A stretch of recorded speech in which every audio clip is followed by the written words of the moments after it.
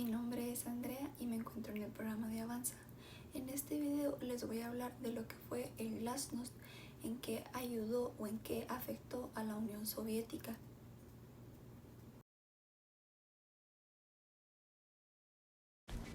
La traducción literal del Glasnost es apertura, sin embargo, la palabra se refiere a uno de los últimos intentos de salvar la rota Unión Soviética. La iniciativa tenía como objetivo abrir el régimen obsoleto a nuevos sistemas y prácticas con la esperanza de que se revitalizara el decrépito Estado comunista. Si bien la Glasnost relajó al gobierno, la política jugó un papel importante en la disolución de la URSS. Cuando Gorbachev llegó al poder por primera vez en 1985, la Unión Soviética había sido golpeada por décadas tumultuosas, llenas de guerras, escasez de alimentos, corrupción y graves problemas sociales. Las relaciones internacionales también fueron particularmente bajas, ya que las décadas de la Guerra Fría habían cultivado una relación cansada y desconfiada entre el Estado comunista y Occidente. En comparación con la perestroika, que se ocupaba de la reestructuración económica de la Unión Soviética, la Glasnost se concentraba en liberalizar el sistema político. En esta se estipulaba libertades para que los medios de comunicación tuvieran mayor confianza para criticar al gobierno. Gorbachev también autorizó la liberación de presos políticos para la oposición interna y externa y la migración de algunas personas.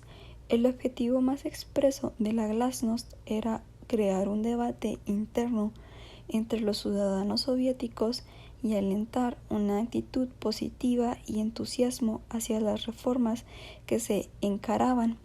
Sin embargo, esta política de apertura se volvió en contra de Gorbachev al incrementarse los problemas económicos y sociales por efecto de las mismas reformas y al incrementarse la crítica de la población soviética contra la dirección política del PSUS. Durante la Glasnost se dieron a conocer al público, entre otras cosas, detalles sobre la violenta represión política de la época estalinista, que hasta entonces permanecían reservados por cuestiones de Estado.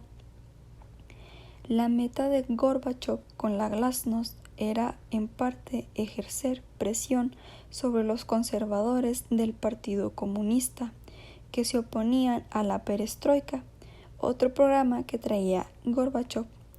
En agosto de 1991, la línea dura del partido realizó un fallido golpe de Estado contra Gorbachev, buscando revertir su plan de reformas, que consideraban una simple maniobra para volver al capitalismo y destruir al Estado socialista.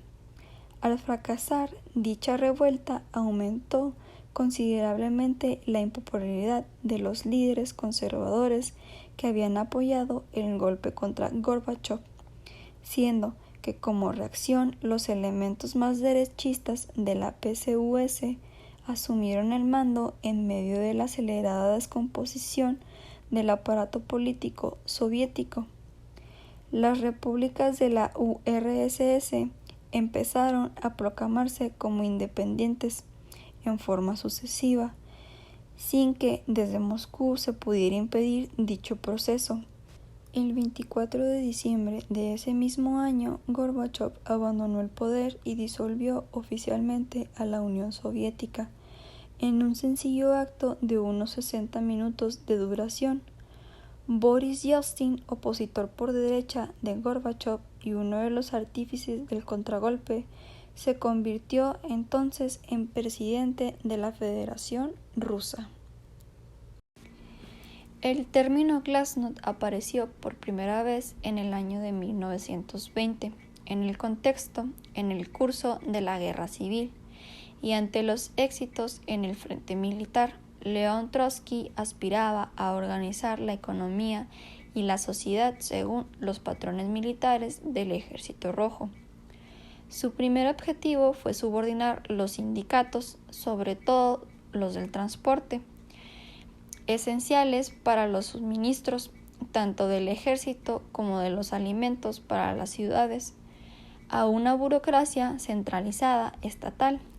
A esto se opusieron frontalmente no solo los dirigentes de los soviets de trabajadores, sino también muchos dirigentes bolcheviques. En un intento por restaurar el gobierno quebrado, Gorbachov introdujo la política de Glasnost, que tenía como objetivo relajar la censura e introducir grados de democracia en el gobierno soviético. El nuevo secretario general también creía que para que el régimen progresara, las actividades del partido debían tener la transparencia suficiente para exponer algunos de los problemas que le aquejaban, mientras seguían ocultando otros.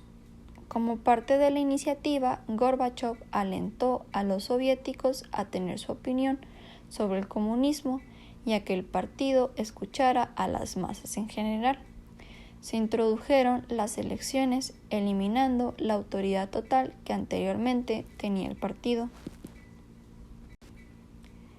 La Glasnost también aflojó el control del Estado sobre los medios de comunicación y permitió una difusión más liberal de noticias e información en toda la Unión Soviética.